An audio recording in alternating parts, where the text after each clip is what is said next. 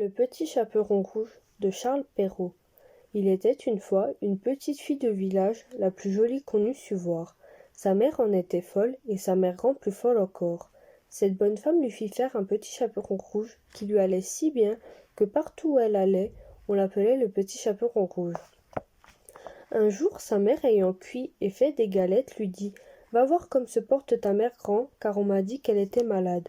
Porte-lui une galette et ce petit pot de beurre. » Le petit chaperon rouge partit aussitôt pour aller chez sa mère grand, qui demeurait dans un autre village. En passant dans un bois, elle rencontra compère le loup, qui eut bien envie de la manger, mais il n'osa à cause de quelques bûcherons qui étaient dans la forêt. Il lui demanda où elle allait. La pauvre enfant, qui ne savait pas qu'il était dangereux de s'arrêter à écouter un loup, lui dit « Je vais voir ma mère grand et lui porter une galette avec un petit pot de beurre que ma mère lui envoie. » « Demeure-t-elle bien loin ?» lui dit le loup. « Oh oui, dit le petit chaperon rouge, c'est par-delà le moulin que vous voyez tout là-bas, à la première maison du village. »« Eh bien, dit le loup, je veux l'aller voir aussi. Je m'y en vais par ce chemin ici, et toi par ce chemin-là, et nous verrons qui sera le plus tôt. » Le loup se mit à courir de toute sa force par le chemin qui était le plus court, et la petite fille s'en alla par le chemin le plus long, s'amusant à cueillir des noisettes, à courir après des papillons et à faire des bouquets des petites fleurs qu'elle rencontrait. Le loup ne fut pas longtemps à arriver à la maison de la mère grand. Il frappe. « Toc toc. Qui est là ? C'est votre fille, le petit chaperon rouge, dit le loup en contrefaisant sa voix, qui vous apporte une galette et un petit pot de beurre que ma mère vous envoie. » La bonne mère grand, qui était dans son lit à cause qu'elle se trouvait un peu mal, lui cria « Tire la chevillette, la bobinette chéra !» Le loup tira la chevillette, et la porte s'ouvrit. Il se jeta sur la bonne femme et la dévora en moins de rien, car il y avait plus de 3 jours qu'il n'avait pas mangé.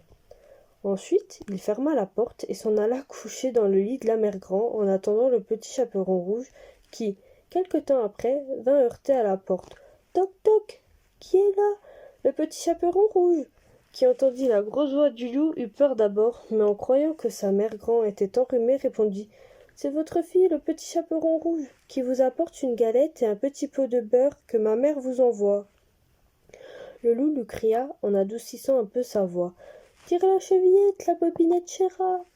Le petit chaperon rouge tira la chevillette, et la porte s'ouvrit.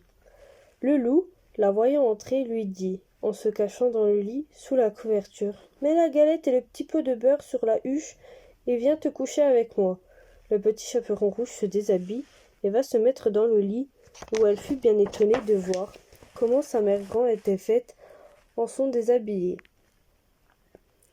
Elle lui dit « Ma mère grand, que vous avez de grands bras, c'est pour mieux t'embrasser, ma fille. Ma mère grand, que vous avez de grandes jambes, c'est pour mieux courir, mon enfant. Ma mère grand, que vous avez de grandes oreilles, c'est pour mieux écouter, mon enfant. Ma mère grand, que vous avez de grands yeux, c'est pour mieux te voir, mon enfant. Ma mère grand, que vous avez de grandes dents, c'est pour mieux te manger. » Et en disant ces mots, ce méchant loup se jeta sur le petit chaperon rouge et la mangea.